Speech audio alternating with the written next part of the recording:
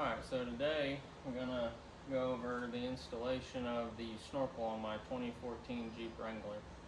For this install, you'll need a 10mm socket, a drill, a rivet gun, some silicone, a T40 bit, and a grinder or a sawzall.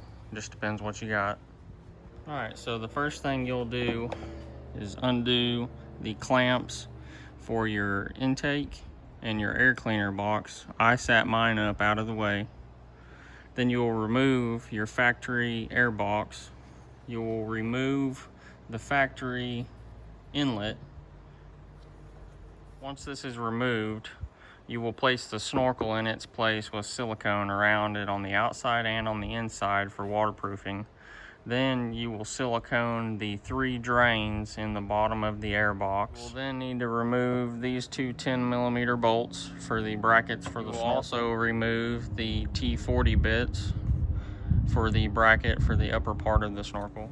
As far as installation goes, it was pretty straightforward, pretty simple. I would say the most difficult part was cutting the hood. Just because on these it's almost a 2-piece hood in a sense, it's separated. So on my air intake, the factory one's riveted in. I drilled out the 2 rivets for it. When cutting the factory hood, I measured 23mm from the indention where the hood latch goes. It should come with a template. You will then punch these 2 holes out.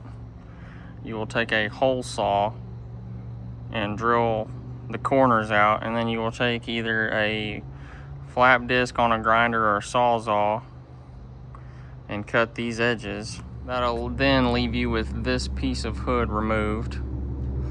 What I did is, since these are separated, is once I was done, I took a rubber mallet and smashed this in to the top of the outside of the hood, so that when I rivet my trim on that came with the kit, it actually grabs both sides. In the kit, I was sent some very small rivets that my rivet gun wouldn't go down small enough to.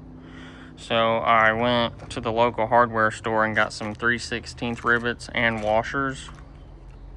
If you choose this option, you'll need to take your trim that came in your kit and drill it out to 3/16, as well as the hood.